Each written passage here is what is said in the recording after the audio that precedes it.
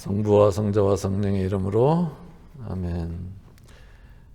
그때 율법 학자들과 바리사이들이 가늠하다 붙잡힌 여자를 끌고 와서 가운데 세워놓고 예수님께 말하였다. 스승님, 이 여자가 가늠하다 현장에서 붙잡혔습니다. 모세는 율법에서 이런 여자에게 돌을 던져 죽이라고 우리에게 명령하였습니다. 스승님 생각은 어떠하십니까? 그들은 예수님을 시험하여 고소할 구실을 만들려고 그렇게 말한 것이다. 그러나 예수님께서는 몸을 굽히시어 손가락으로 땅에 무엇인가 쓰기 시작하셨다. 그들이 줄곧 물어대자 예수님께서 몸을 일으키시어 그들에게 이르셨다. 너희 가운데 죄 없는 자가 먼저 저 여자에게 돌을 던져라. 그리고 다시 몸을 굽히시어 땅에 무엇인가 쓰셨다. 자비로우신 주 하느님, 당신의 자비로움을 저희들 마음 안에 채워주시고 저희들이 자비로운 마음으로 우리 주위 이웃들을, 가족들을 바라볼 수 있도록 이 시간 함께 해주십시오. 우리 주 그리스도를 통하여 비나이다. 아멘. 성부와 성자와 성령의 이름으로 아멘. 좋습니다. 오늘 비참과 자비의 만남 강의를 하도록 하겠습니다. 예, 비참과 자비의 만남 요 타이틀 이 책 이름인데 요거는 4세기 5세기에 성 아우구스티노 성인, 아우스팅 성인 모니카 성녀의 아들이 주석서에서 나온 말이죠. 그분께서 이 바로 요 8장에 가늠하다 현장에서 잡힌 여인에 대한 이야기를 주석을 이렇게 성서구절에 주석을 하시면서 이렇게 주석을 하셨다는 것이죠. 둘이 남아 있었다. 다 떠나고 둘이 남아 있었다. 비참과 자비가 이렇게 주석을 하셨다는 거예요. 굉장히 멋있어요, 그죠? 예. 저는 한때 이게 굉장히 몇 년 전인지 모르겠습니다. 제가 아마 타이완쯤에 있을 때였는데 굉장히 감동적이었어요. 이 구절이 비참함이 자비를 만나서 생명을 얻는 그 과정. 많은 경우에는 이 비참한 사람들이 판단과 단죄를 받아요. 그러면서 정말 절망 속으로 빠지는 많은 사람들을 보거든요. 우리 주위에 손가락질하고 죄를 짓지 않아도 좀 부족한 사람들에 대해서 얼마나 우리가 아주 쌀쌀맞은 그런 눈길을 잘 보냅니까, 그죠? 그래서 이 비참한 상황에서 살아가는 사람들이 자비를 만나는 것이 아니라 오히려 손가락질과 질시와 또는 판단, 단죄, 그다음에 이렇게 비교 이런 걸 만나면서 그 안에서 분노가 자라나고 절망이 자라나는 것 같습니다. 그래서 이 비참한 이 여인이 예수님의 자비를 만나서 새 생명을 이렇게 시작하는 이야기 굉장히 감동적이죠. 예. 그래서 요 이야기가 그 4세기 후반 정확하게 얘기하면 382년 이전 필사본에는 이 이야기가 요한복음에 기록되어 있지 않습니다. 그렇게 전문가들이 다 그렇게 얘기하시죠. 예. 그러니까 그 이후에, 그러니까는 4세기 후반에서 이렇게 처음으로 성서에 등장을 하는데, 그렇게 보는 이유가 단지 필사본에 없는 것뿐만이 아니라 이제 바로 예수님 우리 지난 시간에 우리 배웠듯이 물의 예식 하시고 초막절날 물의 예식을 하시고 그 다음에 빛의 예식 사이에 요 이야기가 들어가 있는 것이죠. 구성상 조금 어색한 구성으로 되어져 있는 것이고 또 요한복음에서는 율법학자라는 단어가 여기에서만 나오는 것이죠. 문체가 다르고 그 다음에 올리브산, 이른 아침 이런 표현들도 요한복음에서 전혀 나오지 않는 표현인데 여기에서만 나온다. 그래서 이런 이유 때문에 일부 번역본, 지금도 영어 번역본에서 아예 요한복음이 그 가늠하다 잡힌 여인의 이야기를 빼거나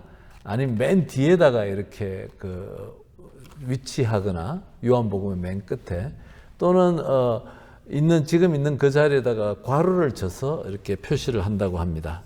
저는 아직 그런 그 번역본을 본 적은 없는데 그런 이야기는 제가 많이 들었습니다.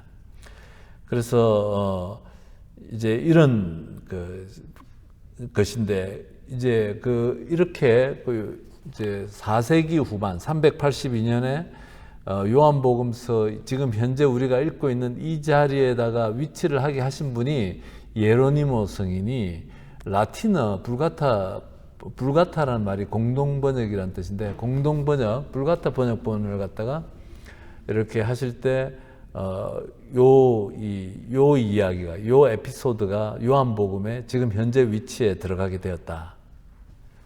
그러면서 하시는 말씀이 이 이야기가 예수님 살아계실 때 예수님께서 계실 때 실제로 있었던 일이었는데 성서에 들어가지 못했던 것은 가톨릭 교회가 너무너무 성범죄에 대해서 너무너무 엄격했기 때문에 감히 성서에도 넣지를 못할 정도로 복음 정신하고는 맞기는 한데 예수님의 자비와 사랑을 드러내기 굉장히 감동적인 이야기임에도 불구하고 너무나 초대교회 때 이 교회의 그 성범죄에 대한 그 태도가 너무나 완고하기 때문에 넣을 수가 없었다는 것이죠.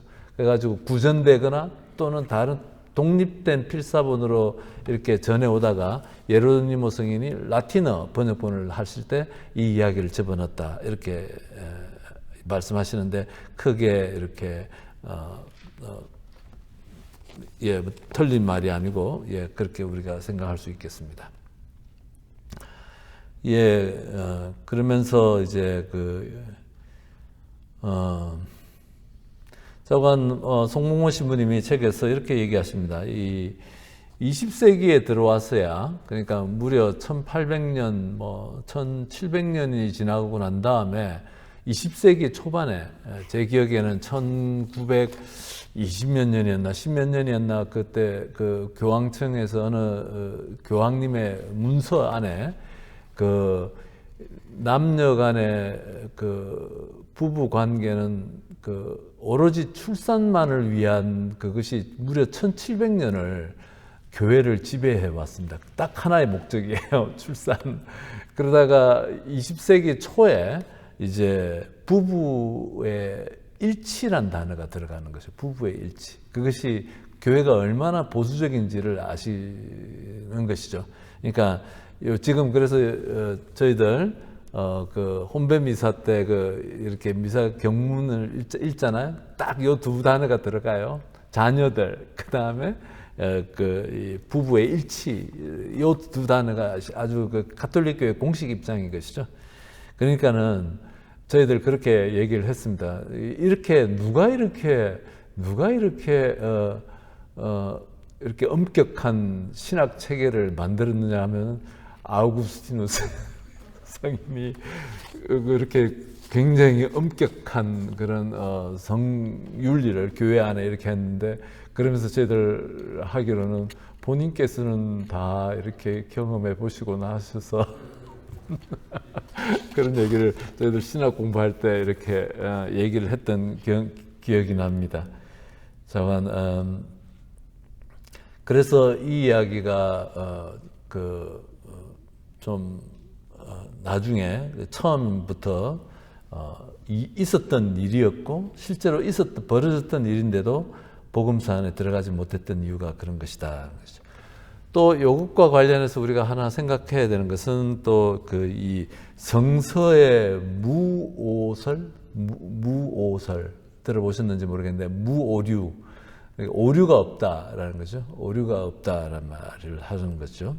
그러니까는 여러분들께서 성서를 이렇게 공부하실 때 기억하셔야 되는 것이 이제 성서가 모든 팩트를 정확하게 인포메이션을 전해주는 것은 아니죠.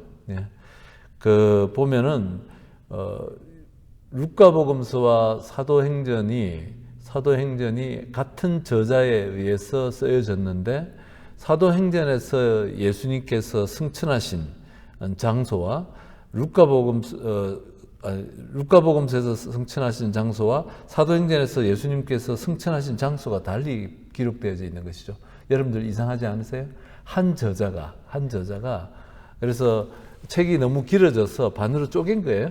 1부, 2부가 된 건데 첫 번째 책이 루카복음서고 두 번째 책이 사도행전이다 이렇게 얘기하죠. 근데 이제 예수님의 승천하는 장소가 달리 기록되어져 있어요. 그 보면 사도행전 루카복음서에서는 베타니아에서 예수님께서 승천하셨고, 사도행전에서는 예루살렘에서 사도들이 이렇게 모여 있을 때 승천하셨다라고 이렇게 되어져 있습니다. 그뿐만이 아니에요. 여러분들 우리에게 너무나 중요한 성령 강림 대축일에 관한 것도 요한복음서의 전통과 사도행전의 전통이 달라요. 요한복음서에서는 예수님께서 부활하셨을 때 제자들이 다락방에 모여 있을 때 성령을 받아라. 너희가 누구의 죄든 용서하면 죄를 용서받을 것이고 이렇게 말씀하시면서 성령을 이렇게 쏟아 주시는 것이죠. 근데 사도행전에서는 우리가 너무나 잘 알던 오순절에, 그죠? 예수님께서 승천하시고 50일이 지나신 다음에 이렇게 되는 것이죠. 자, 이런 것들을 여러분들이 헷갈리실 필요가 없어요. 각각의 그 복음서 또는 사도행전 그 편집을 하신 그 공동체의 필요에 따라서 이렇게 편집이 되어졌는데, 그러면서 교회는 이렇게 얘기를 합니다. 성서는 구원의 진리와 관련되어져서 오류가 없다 이렇게 표현하는 거예요. 구원의 진리, 인간 구원, 하느님의 사랑과 인간 구원에 대한 진리에 있어서 오류가 없다는 것이죠. 그래서 그냥 정확한 팩트를 갖다가 다 전달해 주는 것은 아니다라는 것이죠. 그러면서 그 초세기, 1세기, 2세기, 3세기까지 이렇게 우리 그 성서가 이제 정경화되는 과정에 이렇게 보면은 또 어떤 성서는 여러 논란이 있었습니다.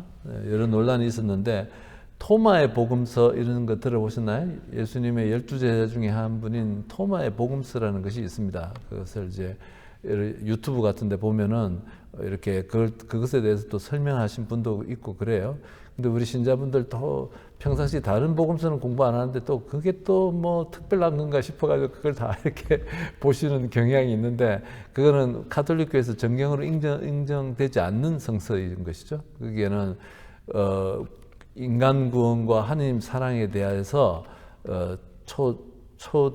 초기 교회에서 그것을 복음서로 인정할 수가 없었던 것이죠. 그 안에는 뭐 물론 다른 이야기들이 많이 있습니다. 우리 공간복음에 나왔던 이야기들이 많이 겹쳐지는 것도 있지만, 어떤 것들은 뭐 예수님께서 뭐 어린 예수님이 뭐 진흙을 빚어서 이렇게 바람을 부니까 새가 돼서 날아갔더니 또 뭐 지나가는데 이집트 나일강을 건너는데 이무기가 성가정을 공격하니까 어린 예수님이 손가락을 쭉 하는 펴니까 이무기 목이 부러져 죽었다, 이런 말들이 황당무계한 말들이 들어가니까 이것을 초대교회가 이것을 예수님의 원래의 가르침이라고 인정할 수가 없었던 것이죠. 그래서 이런 것들이죠. 그래서 성서의 무오류성과 관련해서 모든 것이 정확한 팩트만을 전달한다는 그것이 아니고, 인간 구원과 하느님의 사랑에 관한 오류가 없다라는 것이 뜻이 되겠습니다. 예, 그리고 예수를 이제 걸고 넘어가려는 유다 지도자들, 그다음에 끌려온 이 여인, 그리고 예수님, 크게 이렇게 세 부류의 사람이 있는 것이, 또 군중들이 있고 무관심하게 호기심으로 보고 있는 그 군중들도 있겠습니다.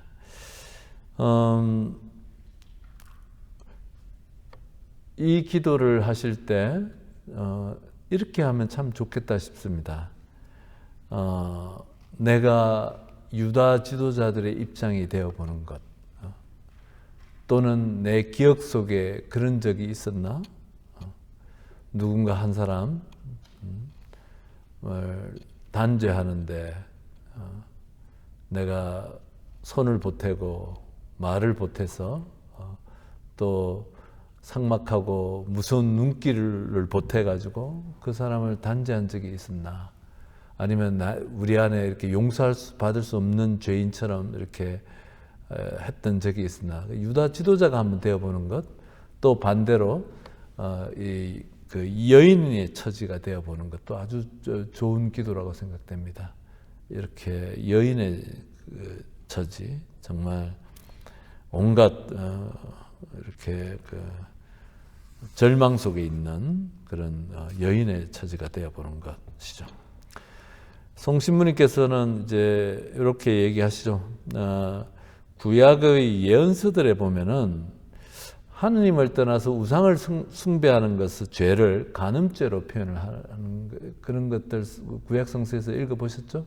하느님을 떠나서 그 우상을 숭배하는 것을 간음죄로 치부를 했습니다. 우상이라는 말이 참 우리가 뭐 다른 종교, 어떤 무슨 뭐라고 하나요? 굿하고 뭐 이런 것을 다른 사이비 종교를 믿는 것을 갖다가 우상 숭배라고 하는데 사실은 요새 사이비 종교란 말은 잘 쓰지 않는 말입니다. 공식적으로 잘 쓰지 않아요. 그러니까 사이비 종교란 말 안에는 나는 옳고 너는 틀리다라는 것이 전제되어져 있기 때문에 글쎄 누가 그렇게 함부로 쓸 수 있겠습니까? 만약에 정말 몇 년 전에 일본에 있었던 그런 뭐 오음진리교처럼 이상한 사교들 집단들 같다 그러면 우리는 그거를 사이비 종교라고 사교 집단이라고 얘기할 수 있을지 모르겠지만 일반적으로 이런 다른 우리 한국에 있는 큰 종교들을 사이비 종교라고 이렇게 할 수 있는 것은 없는 것이죠. 오히려 우상은 저는 그 출애굽에 나오는 황금송아지 기억나시죠? 황금송아지 그 모든 우상의 시작, 거기 이제 제일 이미지가 황금송아지 이미지로 이렇게 그려져 있는데, 그러니까 이 모세가 야훼 하느님과 이렇게 계약을 맺으러 이렇게 올라간 사이에 그걸 그새 못 참고 자기네들이 갖고 있는 금부치를 다 꺼내라고 그래가지고 황금송아지를 만들어서 그 앞에 절을 했다 이렇게 얘기를 하잖아요. 오히려 더 정확하게 얘기하는 것은 야훼 하느님의 이미지를 자기네들의 틀 속에 맞춰서 축소시켜서 이렇게 형상화시키는 것. 그러니까 송아지가 그 당시 근동지역 안에서는 풍요와 다산의 의미를 갖고 있었으니까 하느님은 야훼 하느님을 우리를 풍요롭게 해주시는 분, 축복을 많이 내리시는 분, 이런 분으로 형상화시키는 것이죠.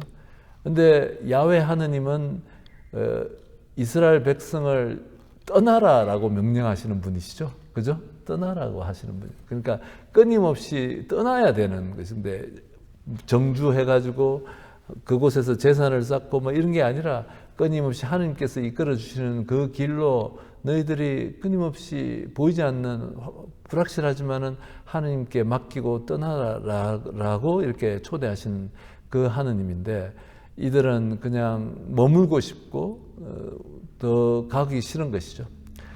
그렇게 하느님을 자기네들 우리 각자가 갖고 있는 이미지로 형상화시키는 것 안에 오히려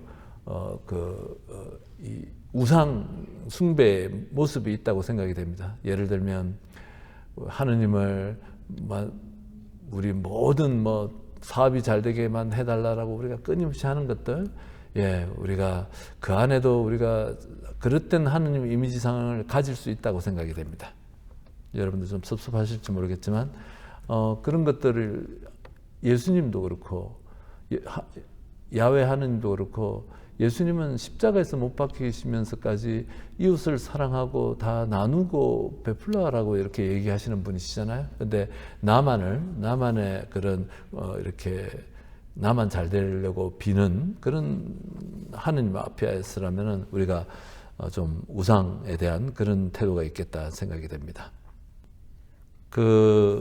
제가 이 예수님의 연민, 자비의 마음, 우리가 이렇게 불쌍한 사람 앞에서 이렇게 모든 동네 사람들이 이렇게 공격하는 이 여인, 정말 그 여인을 이렇게 우리가 예전에 제가 수련원에 있을 때 기도할 때 이 여인을 상상을 해보니까 정말 벌써 목숨은 살아있는지 모르지만 벌써 죽은 거나 마찬가지인 여인, 2000년 전에 가늠하다 현장에서 잡혀왔으니 옷도 제대로 입지도 못했을 것이고 쾌하게 정말 아무 희망을 갖지 못하는 이 여인을 그러니까 이제 옆에 아마 돌 하나씩 들고 돌로 쳐 죽이라고 하는 그 문화니까 돌을 하나씩 들고 있는 유다 지도자들, 그게 또 예수님은 연민과 자비를 갖고서 이렇게 대하시는 그 모습들을 우리가 살펴보게 되겠죠.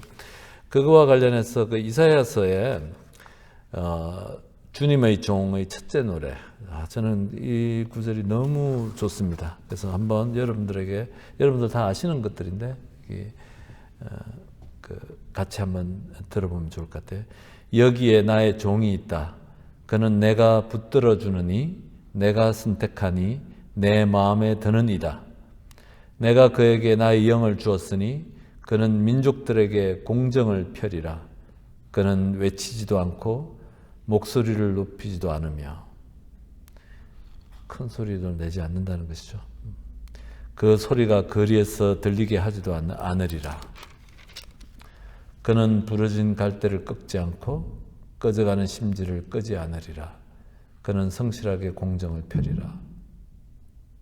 그는 지치지 않고 기가 꺾이는 일 없이 마침내 세상에 공정을 세우리니 섬들도 그의 가르침을 고대하리라. 야훼의 종, 예수님의 삶을 아주 잘 그리고 있는 야훼의 종 첫째 노래입니다. 부러진 갈대를 꺾지 않고 꺼져가는 심지를 끄지 않으리라. 이 가늠하다 잡혀온 여인에게 너무나 예수님께서 대하시는 태도가 바로 이 태도이시죠. 그래서 우리 주위에 혹시 많은 사람들로부터 공격받고 있다 그러면은 우리 자신들을 잠시 멈추어서 예수님의 마음으로 얼마나 불쌍한 영혼인지 우리가 기억을 해야 되는 것이죠. 벌써 그분들은 희망이 없는 것이죠. 그래서 우리까지 거기다 숟가락을 얹어서 그래서 공격하고 그렇게 안 해도 충분히 넘치게 공격을 받고 있는 분들이 많죠. 그래서 우리 이런 예수님의 그 태도, 부러진 갈대를 꺾지 않는, 꺼져가는 심지를 끄지 않는 그 예수님 마음을 여러분들이 기억하시기 바랍니다. 그래서 우리 그리스도교를 사랑의 종교라고 하는 것이죠. 끊임없이 우리가 예수님의 사랑을 읽고 깨달아야 되는 것이죠. 마음 깊숙이 깨달아야 돼. 그래서 그 사랑이 우리 삶의 한 부분이 될 때까지 우리가 깊이 깨달아야 되는 것이죠. 그래서 그냥 무조건 믿습니다 해가지고 예수님의 사랑이 우리 삶으로 드러나지는 않는 것이죠. 그래서 깊이 깨닫고 마음속에 이렇게 하는 것이죠. 자리를 잡도록. 그래서 연민과 자비의 눈길, 예수님의 연민과 자비의 눈길.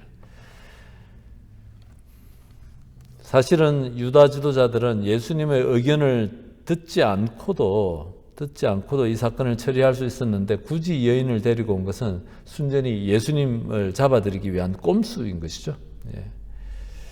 이들에게는 이 불쌍한 여인이 이 여인의 영혼 구원과 이 사람에 대한 배려를 하는 것이 1도 없는 것이죠. 전혀 지도자의 마음도 없고 영혼과 구원에 대해서는 관심도 없는 것이고 오로지 공격 앞으로 사람들을 단죄하고 율법에 따라서 단죄하는 그 모습입니다. 근데 예수님은 다르게 이 사람을 대하는 것이죠. 이 얘기들 그 책 안에 송봉모 신부님께서 인용하셨던 건데 굉장히 좋습니다. 여러분들 이런 것들 꼭 기억하시면 좋겠습니다. 어떤 사람이 한 랍비가 제자들에게 물었다. 밤이 지나고 새날이 왔다는 기준이 무엇인가?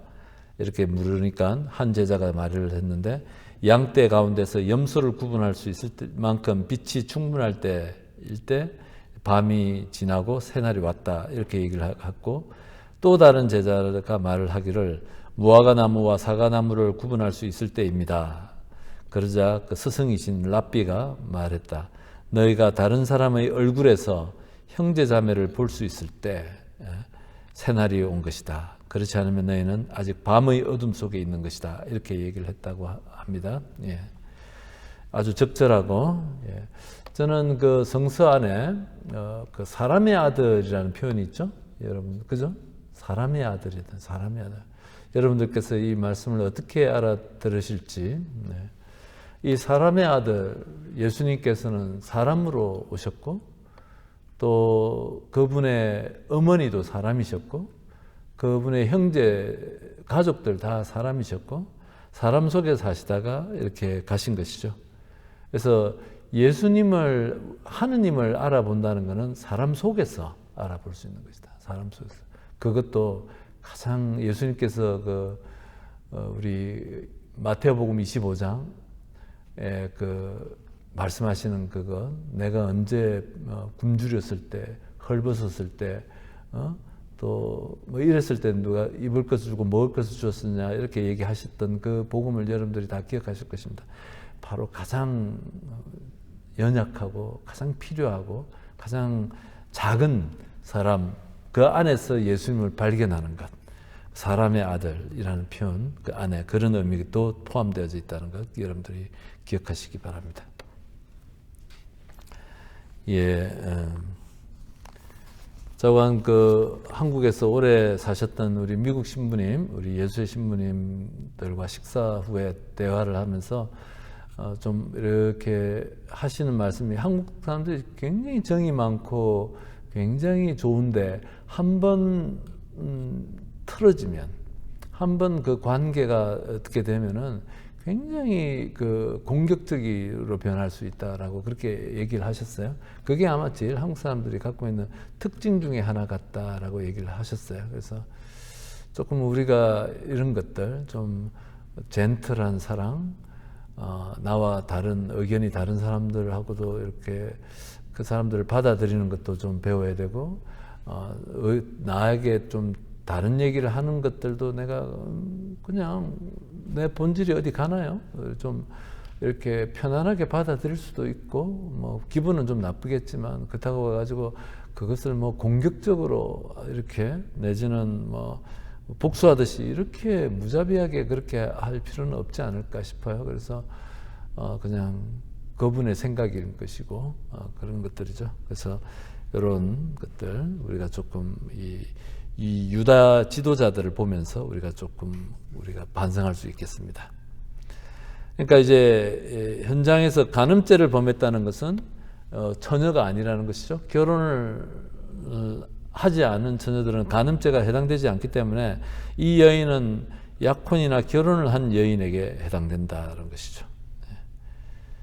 그렇습니다. 땅에 예수님께서 무언가를 쓰셨다. 성경에서 하느님의 손가락이 3번인가 무엇인가를 쓰셨는데 첫 번째는 하느님이 시나이산에 나타나셔 이스라엘 백성과 계약을 맺으시고 그들이 지킬 십계명을 돌판 위에 새겨 넣으셨고 그때 첫 번째고 두 번째는 바빌론 왕이 예루살렘에서 성전에서 약탈해 온 하느님의 성작으로 술을 마실 때 하느님의 손가락이 벽에다 글을 쓰셨고 세 번째가 이 가늠한 여인 장면에서 예수님이 땅에다 뭐라고 쓰셨는데 뭐라고 쓰셨을까? 근데 이게 쓰다라는 말이 그라포라는 단어를 그 그리스 말로 쓰는데 예수님께서 쓰신 말은 카타그라포다. 앞에 카타자가 붙었는데 이 의미가 반대해서 대항해서라는 뜻이다. 그러니까는 유다 지도자들의 반대해서 유다 지도자들에게 대항해서 예수님께서 땅에 무엇인가를 쓰셨는데 2번을 쓰셨다. 그렇죠? 본문에 보면 2번을 쓰셨는데 그것이 무엇인지 첫 번째는 알 수가 없지만 두 번째 쓰신 것은 이 유다 지도자들의 죄를 쓰셨다라는 말이 아르메니아 필사본에 나온다고 합니다. 그래서 아르메니아 필사본에 그 유다 지도자들의 죄를 쓰셨다라는 것이 이렇게 필사본에 적혀져 있고, 그래서 첫 번째, 두 번째 좌우간 어찌됐든 간에 이 유다 지도자들에 대항해서 반대해서 예수님께서 뭔가를 쓰셨다. 그리고 사람들이 이제 한 명씩 떠나갑니다. 떠나갔다라는 그리스 동사가 계속되는 행위를 나타내는 반과거 시제인데 한꺼번에 떠난 것이 아니고 하나씩 하나씩 떠나갔다라는 것이죠. 예수님께서는 아무 말씀도 하지 않으신 채 허리를 굽혀 땅에 무엇인가를 쓰심으로써 그들의 흥분과 소란스러움을 압도하는 깊고 고요한 침묵을 마련하셨다. 가끔 자주 침묵이 어떤 흥분, 소란스러움보다 훨씬 더 파워풀한 그런 메시지가 될 수도 있습니다. 그래서 예수님께서 허리를 굽혀 땅에 뭔가를 쓰심으로써 그들의 흥분과 소란스러움을 압도하고 그들에게 고요한 침묵을 마련하셨고, 그래서 그들이 갖고 있었던, 유다 지도자들이 갖고 있었던 그런 파괴적인 그런 에너지들을 서서히 가라앉게 만들었다라는 것이죠. 한 가지 우리가 또 기억해야 될 것은 예수님께서 마지막까지 유다 지도자들에 대해서도 마음을 열어놓고 그들의 영혼 구원을 위해서 노력하셨다는 것이에요. 그래서 늘 예수님께서 순환하시는 그 순간에서조차도 유다 지도자들 또는 지도자들에게 하나님 말씀에 대해서 초대를 하고 그렇게 했는데 다친 마음으로 이렇게 응답을 하지 않는 것이죠. 비참과 자비의 만남, 미제리아와 미제리코르디아의 만남, 이렇게 아까 말씀드렸습니다. 아우구스티노 승인이 둘이 남아 있었다. 비참과 자비가 이렇게 표현을 하셨고 주석서에 그렇게 남겼는데, 우리는 인생에서 비참했던 적이 없었나라고 이렇게 돌아보는 것이죠.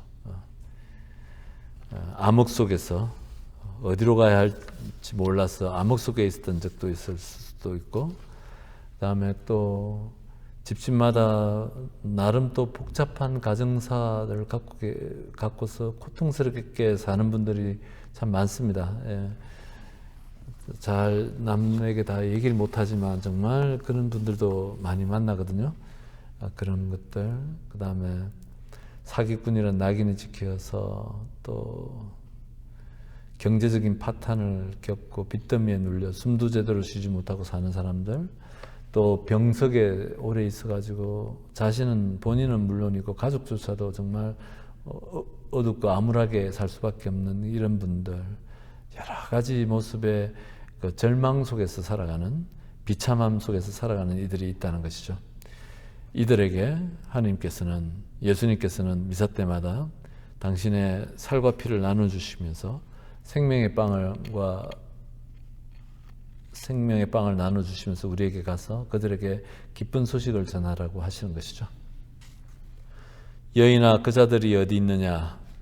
율법학자들과 바리사이들은 이 여인을 예수님을 넘어뜨릴 도구 정도로 간주했지만 예수님은 이 여인을 인격체로 대하신다. 그 자들이 어디 있느냐? 너를 단죄한 자가 아무도 없느냐?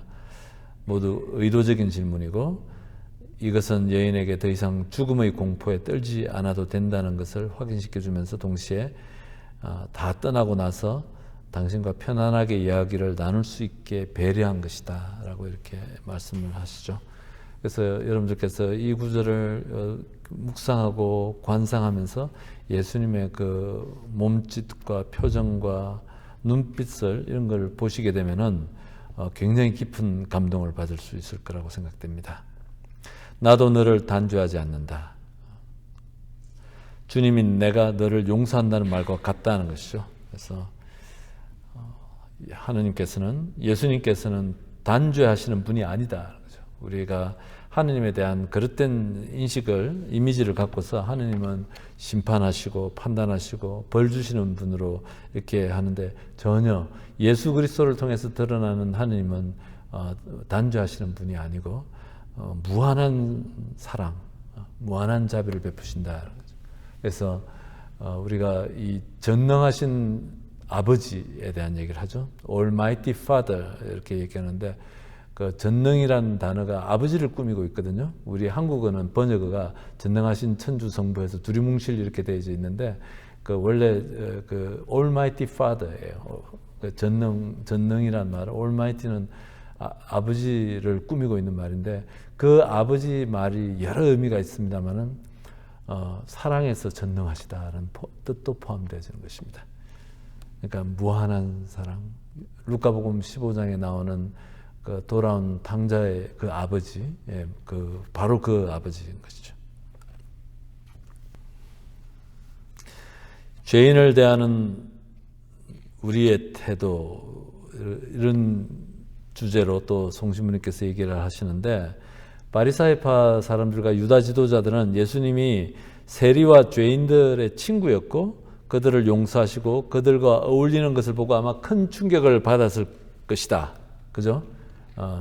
유다 지도자들은 세리와 죄인, 세리는 뭐 죄인들 중에서도 최악, 창녀와 같은 뜻으로 그 당시 문화에서 받아들여졌다고 그렇게 알려져 있습니다. 그래서 그 세리와 죄인들을 어울리고 집에 초대를 받아서 식사를 하고, 그뿐만이 아니죠. 그 중에 세리 중에 한 명을 또 제자들까지 삼으셨어요. 그러니까 이 유다 지도자들은 이런 예수님의 태도를 이해할 수가 아마 없었을 거예요. 네. 그런데 지금은 예수님이 우리 모습에 큰 충격을 받고 계실지 모르겠다. 송신부님 얘기가 당신의 모습을 닮아야 할 그리스도인들의 죄를 지은 사람들을 용서하기는커녕 험하게 다루고 배척하는 것을 보면서 아마 예수님이 우리의 모습을 보면 오히려 놀라실 것 같다. 오늘날 그리스도교 최대의 적은 뭐냐? 물질주의도 아니고 과학도 아니고 세속주의도 아니고 자유주의도 아니고 그리스도를 닮지 않은 그리스도인들이다. 이렇게 이제 보통 많은 분들이 이런 얘기를 하시죠.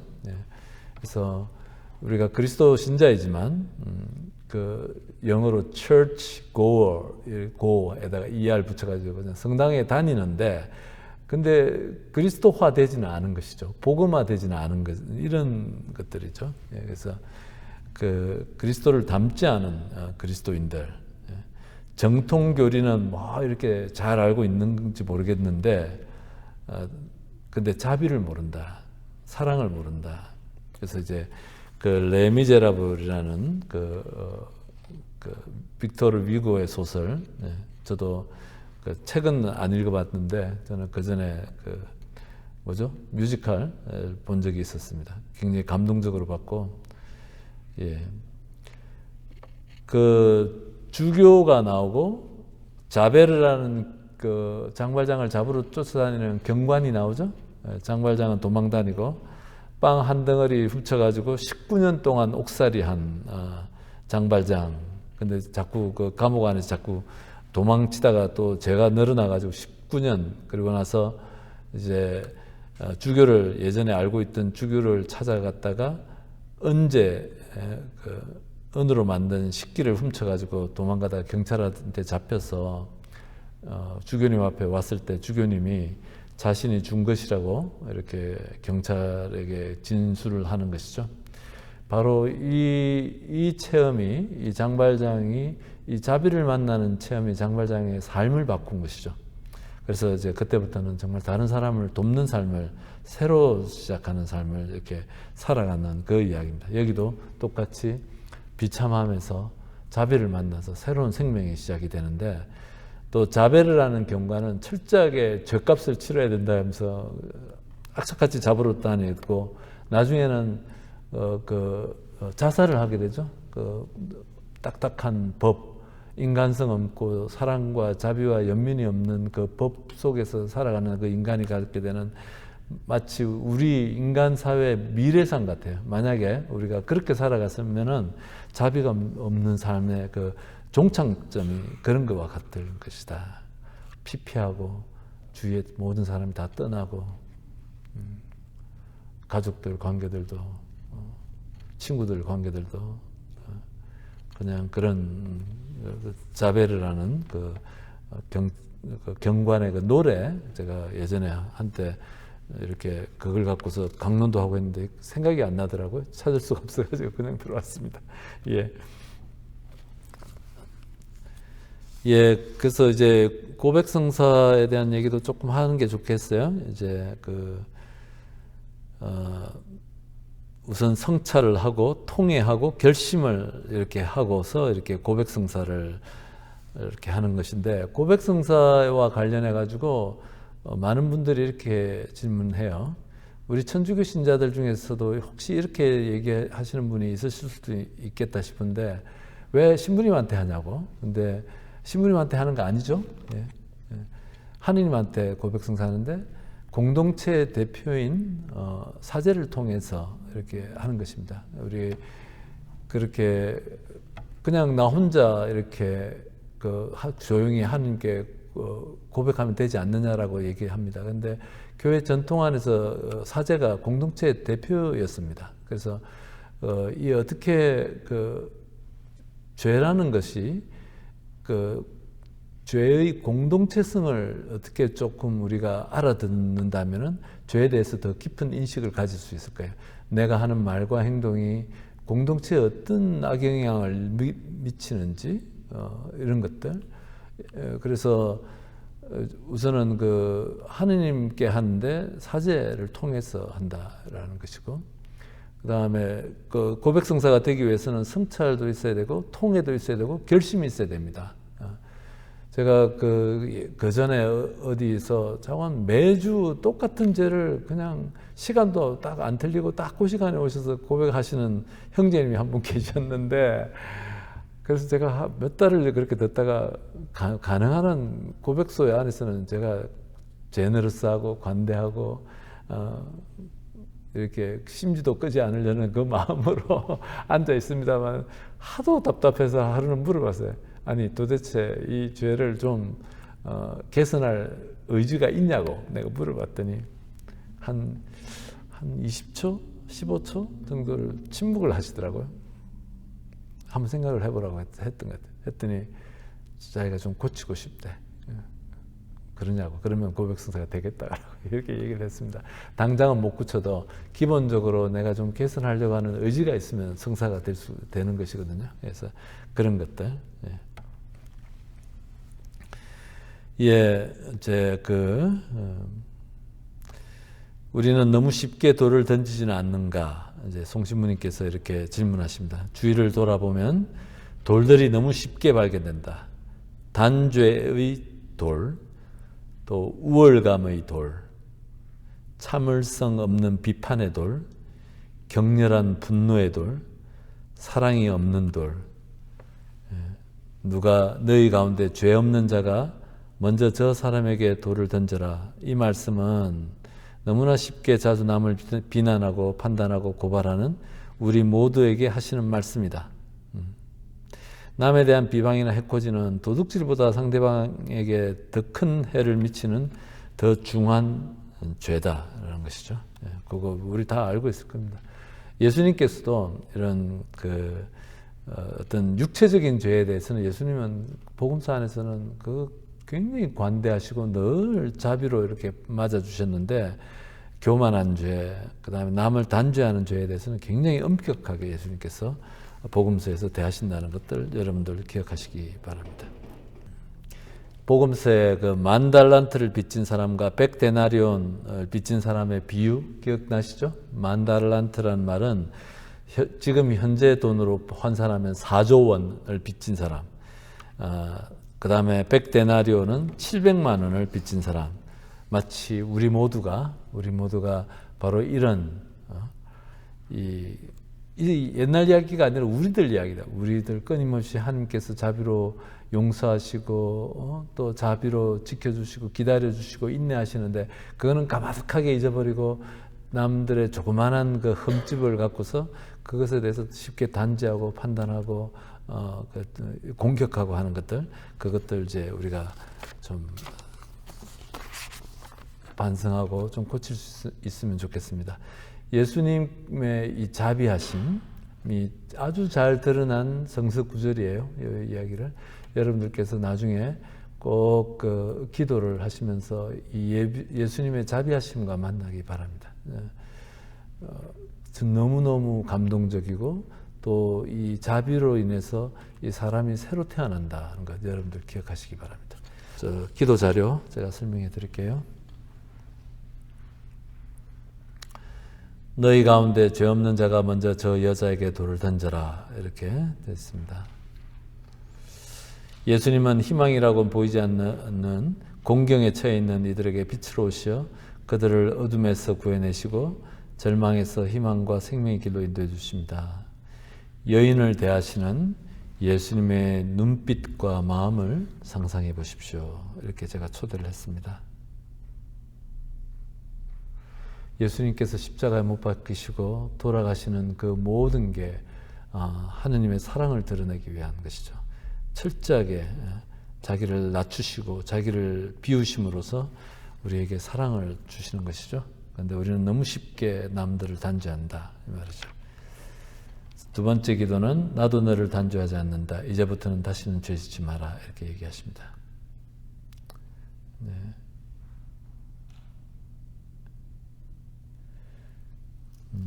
우리가 주위의 죄인을 대하는 모습을 성찰해보고 예수님이 사랑의 마음으로 죄인을 대하셨듯이 우리도 같은 마음을 지니도록 이렇게 기도합시다. 좋습니다. 네, 이렇게 함께 해주셔서 감사하고 영광송으로 마치겠습니다. 영광이 성부와 성자와 성령께